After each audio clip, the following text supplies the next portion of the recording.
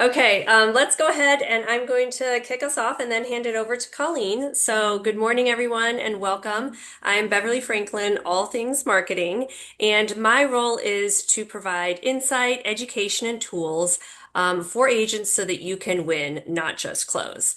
So I did have a couple highlights I wanted to go over this morning from our best programs. So, first off is Contract Roundup. I think it's no secret that it is my favorite program from marketing from MBH, District Title and Champion. And we continue to get some of the strongest feedback on this program. We're pulling together market trends on recently opened contracts showing cash versus financed, contingencies, price movement, and then even shifts on what sellers are covering. So our next contract roundup will be in your inboxes later this week. And I did want to say if you're not using this with your client conversations, you should be because it is leverage. Second off, on the education front, we want you to mark the calendars for our Siete de Mayo Education Day, which will be Thursday, May 7th this year. It's our annual CE event, and we're very excited to bring it back for another year. I think this is maybe the eighth year we've had it. So Colleen will be kicking us off in the morning for Siete de Mayo with a legal topic because, of course, we can't get enough of Colleen. And then she will be followed up by Ryan Stewart coming back with his always requested contract class. We will also have a guest speaker that's pulling out a topic specific to, sorry, unknown caller on the phone. um, a topic that's specific to the challenges that you're facing from the survey that we sent everyone at the end of last year. So we build education for agents that actually works, which leads us to today. Starting May 1st of 2026 this year, FinCEN reporting requirements go into effect. And those regulatory shifts are something that's going to separate informed agents to the reactive agents. And I will say that we have had a few of our industry neighbors hoping to pull up a chair and listen in today. And that just goes to show that education leadership is absolutely the way of attracting attention. So now I'm going to turn it over to someone who spent a lot of time educating us on regulations and showing us how they are practically applying to your business. Today's session is hosted by MBH Settlement Group, Champion Title and District Title, and presented by Colleen Sweeney, our attorney in Fairfax and in Arlington. She is member of the NVAR Forms Committee and one of our most trusted legal voices in the local real estate community. Welcome, Colleen. Thank you, Beverly. So I'm so excited to be here with you guys with this exciting topic. And yes, I am a legal geek because I call this exciting legal topic. So I try to start out with all of my education this way because I want to make sure that I'm giving you something valuable. And right now I'm going to give you my cell phone number. If you have contracts with us and you have questions about addendums, that type of thing, feel free to reach out. We are here to support you. And I know that your questions come up on the weekend and after hours. So there's my contact information, including my email. Feel free to send us all your contracts and reach out to me with questions. So today what we're obviously talking about is what is FinCEN, and this is something that if you don't know about, I'm going to give you a little bit of background, and then I'm going to try not to make it overwhelming for you all. I'm going to give you the information that you need to see how this helps you in your workflow and how that's going to impact you with your clients, okay? Because you stand out when you have more information for them. And so this is in terms of not just legal education, but also for your business education. So what is FinCEN? It's shorthand for Financial Crimes Enforcement Network. It's part of the U.S. Department of Treasury. We can all feel really important because now we're all part of FinCEN and the Department of Treasury reporting. And really the goal is to protect the financial systems from fraud and promote national security. From a high level, that's what FinCEN is about. Okay. What the agency does, it collects and shares that financial data across other agencies to make sure that national security is being protected. So the real reason this is relevant to us is real estate can be used to hide and absorb lots of cash quickly. And there's always a heightened risk of this occurring when there's shell companies, corporations, LLCs, or trusts. And so that's where the heightened requirements are coming from, just so you guys have a background so you can explain this with your clients, all right? So the buzz again is FinCEN has issued a new ruling that requires title companies and title attorneys to collect and report information in certain non-financed residential real estate transactions, okay? And we're going to walk through that to help it make more sense to you. But this is why we're having this seminar so that you guys understand the background because it is going into effect on March 1st. Okay, so FinCEN, the focus is on cash. I think if this is something to try to keep in mind here. So why do the requirements focus on cash? Because lenders already have protection in place as it relates to reporting for transactions. And you guys know this, but the examples are the funds must be verified, the identification of the buyers are vetted, and there's a requirement to report suspicious activity.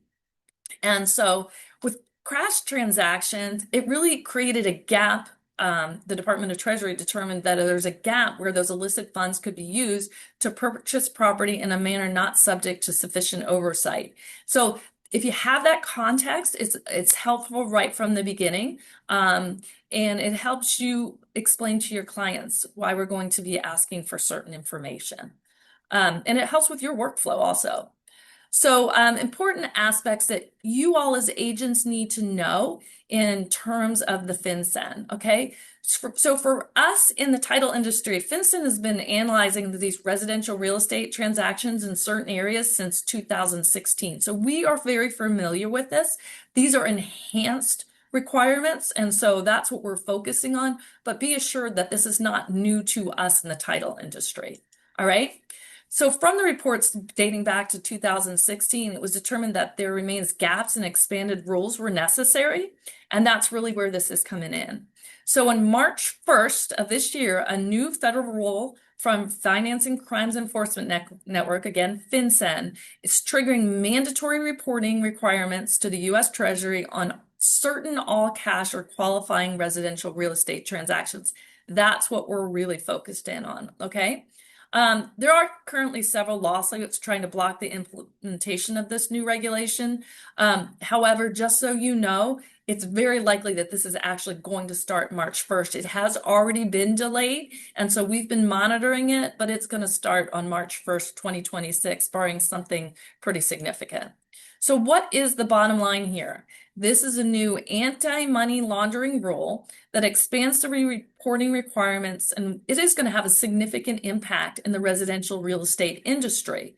Good news, not to feel overwhelmed, most of this is going to fall on us as the title company and the settlement agent. So this is just so we are having good communication and you understand why we're going to start asking in certain transactions for more information. All right, so for you out there in the world that are legal geeks like me and you want more information, I'm presenting what really I feel like you need to know as real estate agents, but a deep dive in the FinCEN frequently asked questions. There's a QR code there and we will send this presentation out as well. But that has in-depth information. And even since I've created this presentation, they've added new frequently asked questions. So there's a lot of deep information there if anybody wants to see that as well. All right, so who's going to be affected by these new requirements? Both buyers, sellers, lenders, title professionals, that's the big one, and you guys as real estate agents, okay? And as real estate professionals, we're going to want to make sure that we're communicating about this. So again, when it goes into effect, March 1st currently, and it's going to be when residential real estate is purchased, the following is going to have to be evaluated. Think of this like a two-step process, all right? The first step is a transaction occurs without financing, all cash, or a lender is involved that is in a non-regulated financial institution and does not have that anti-money laundering rules already in place that we had just talked a little bit about, okay? So that's step one. If either one of A or B is met, then we look at step B. What is the ownership interest? The buyer is either a legal entity, LLC, corporation, the big ones we're going to see, or it's a trust. So under those circumstances, we're going to be looking at if both step one and step two are met, it's going to trigger that FinCEN mandatory reporting requirements. Okay. And so this is just basic information for you guys to understand, not that you're making the evaluation of whether we're going to do the FinCEN, but when you're talking to your buyers and they are telling you they're buying with cash, they're an LLC, then you have an idea that FinCEN potentially is going to apply, and you want to start this dialogue with them, okay? So what kind of properties does the rule apply? Single family homes, townhouses, condos, co-ops, small apartment buildings that 1 to 4 units. Vacant land, this is intended or for future 1 to 4 family residences, so questions do have to be asked. As a practice pointer here, transfers must be reported regardless of the purchase price or the value of the property. And so gift transfers are also potentially subject to this rule. And why I bring this up is y'all refer to those of us that have law firms, things where you want your client has bought in their name, they might want to move it into a trust, into an LLC. This applies even under those circumstances. So be aware that some attorneys are not going to be willing to do it anymore, or there's going to be more heightened information that needs to be collected. Okay. There's lots of exemptions for recording also, including commercial buildings. This does not apply to commercial buildings or multifamily units, qualifying 1031 exchanges, transfers due to a will or a trust, divorce, court orders, transfer to trust without consideration, like if you're transferring to a trust with the self or the spouse. But generally speaking, we're going to go through that analysis, determine if FinCEN is required, then we'll determine if there's an exemption, and otherwise we're going to be required to do this FinCEN reporting. All right. So what type of information must be reported? The name and contact details of the person filing, the address and basic characteristics of the property, the seller's information, even if they have nothing that they feel like they are not involved in this in a way that they should have to report, it is going to have to be collected. The transferor's information, the entity or the trust details, and information on anyone acting on behalf of the buyer. So understand that with there's an LLC, this could have a significant impact because we have to look at everyone that owns the LLC or has an interest in the LLC. And therefore, when there's that one person that usually signs, has the assigning authority for an LLC, we still are going to need to get more information about everyone. All right. Oops. Oh dear. Hold on 1 second. How did that happen?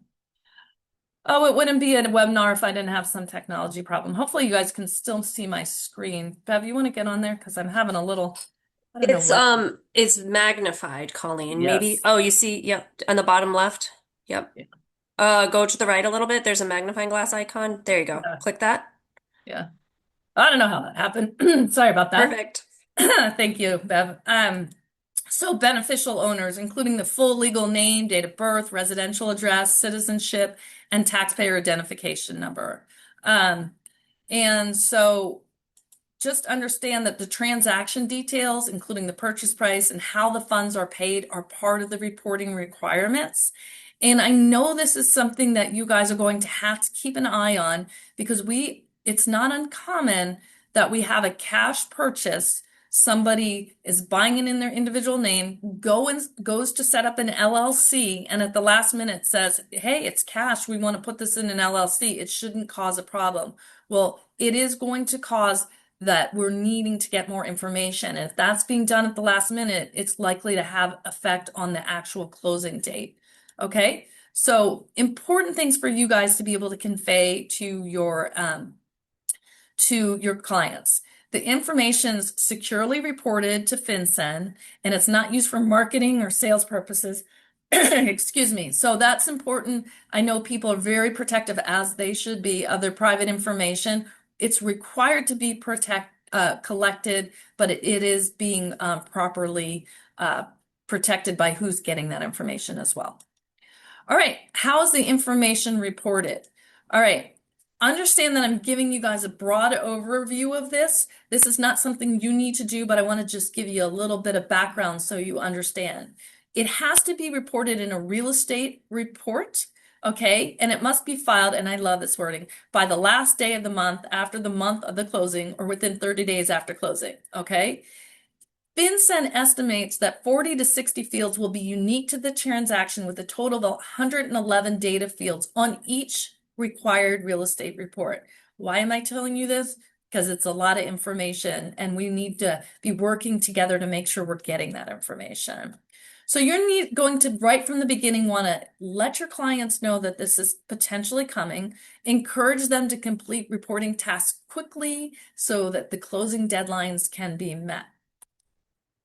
So this is what it looks like. And I'm just going to run through a couple pages because it's multiple pages. But one of the things I wanted to highlight is it's actually estimated that it's going to take an average of 4 hours and 20 minutes per response. This is a lot of information. Okay. So I'm just going through. The good news is y'all are not going to have to do any of that. We as the title company is going to be taking care of this. But when your client says, wow, I just feel overwhelmed by what they're asking, understand this is all required information. All right, here's the good news. Who's responsible for filing? Excuse me. FinCEN has a reporting cascade, as they call it, and it's really a hierarchy that determines who must file the report. The first applicable party on the list becomes the reporting person. The settlement agent listed on the settlement statement. For the vast majority of your transaction, that's going to be MBH, District Title, and Champion, because that we are going to be the settlement agent. The settlement statement preparer, if that's different.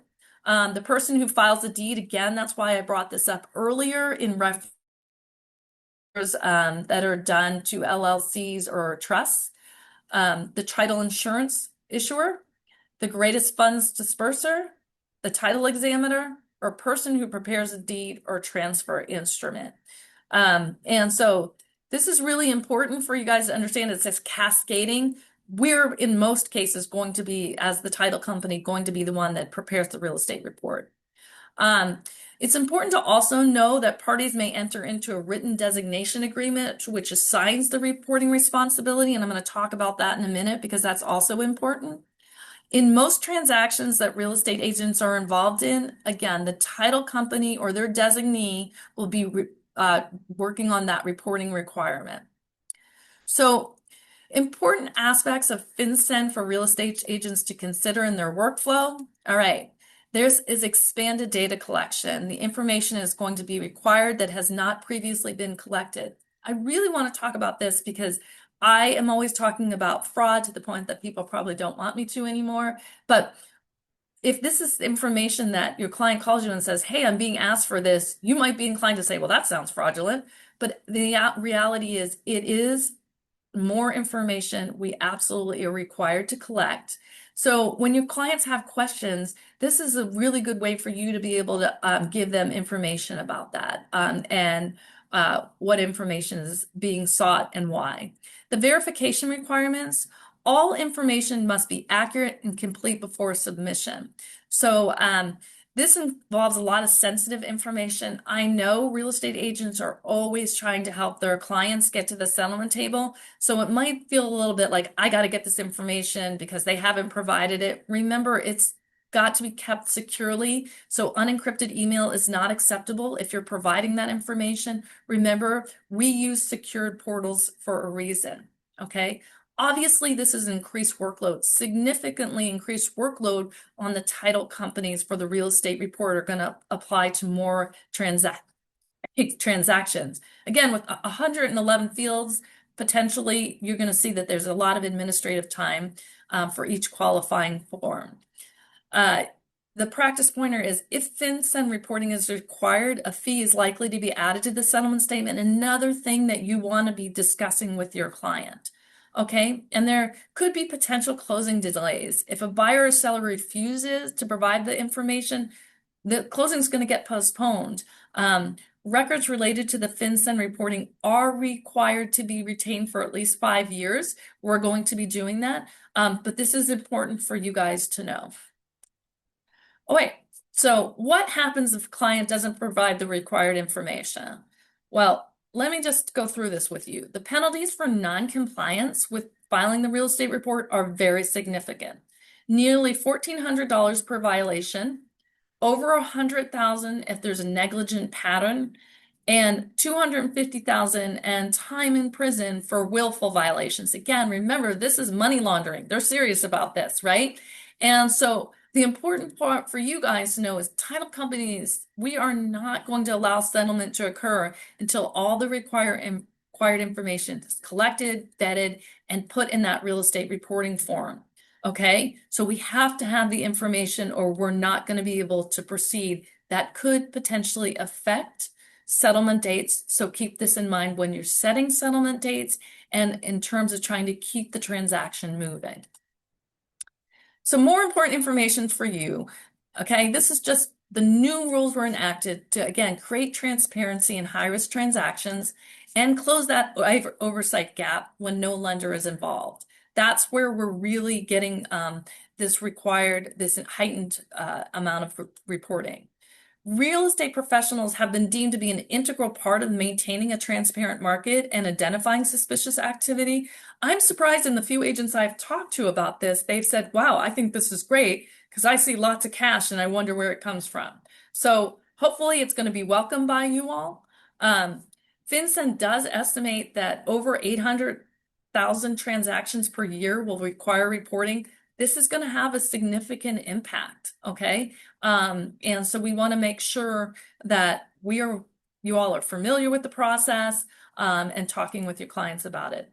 Understanding the why and how of the requirements, again, it helps you guide your clients to these stress-free on-time settlements. Plan ahead, encourage your buyers to provide the documentation early in the process. Title companies are gathering this information to comply with federal law and not to add red tape. So make sure you're communicating that as well. Okay, so here's the big point that I want to say to you. We are here to partner with you and your client, okay? District Title, MBH, Champion, we're all here. And so we have already in place, integrated into our secured portal, ways that we're going to work with your client to get this real estate report filed, the information gathered, and ready to go in a timely fashion, okay? And this is helpful for you. This should not cause significant change for you guys. You want to communicate it to your client, but they're also going to get information like they always do from our secured portals. And this background information is important for you guys to know. It's going to reach out, say, hey, starting March 1st, there's FinCEN requirements that we have to do. That's why we're gathering this information, supporting what you've already told them. And it's going to say, hey, we handle this report for you. It's important for you guys to know that, and it's important for your clients to know that. And so really, we want to make sure that you understand what they're getting from us. And it should be very seamless. It should not be something that's significantly more difficult as long as we're getting the information. Okay. And not only that, this is a really great service that we're offering because it's integrated in. And so it says, if the buyer's an entity buying in an LLC, here's the information we're going to need. If anyone owns more than 25%, we're going to have to get this information from them. Here's a video available for you that's going to talk them through the process. That's so we're taking the burden off you of what you have to do. And there's also a link for them to see what's included in the report so they understand why we're collecting it. Likewise, if your buyer is in a trust, there's a separate information and video in that circumstance. So they can kind of get the information to make this very seamless. Again, we want to make sure that we're supporting you and your business. And also to give information to the seller who might be a little reluctant to say, why am I being asked for more information? So this is really important information for you guys to understand. Your clients are going to get this, but if they call you, you're familiar with it as well. So we feel very confident that this is going to be a smooth transition. Again, it's not going to apply to every one of your transactions, not even going to even apply to every one of your cash transactions, but it is required, and really you set yourself apart as a professional when you have this information. So again, we're here to partner with you. You can always reach out with questions. Know that this is going to be integrated into our secured portals. But if you have questions, feel free to ask. So I know that there's some questions in the chat. There's too many potentially for me to really answer in real time, but I will get back to you guys and always feel free to reach out if you have questions. So we really appreciate you guys joining our webinar. Here's my contact information again. If you have any questions, you can reach out to me directly. And we look forward to working with you. Thank you so much, Colleen, on leading the way today. You're Thank welcome. you, everyone.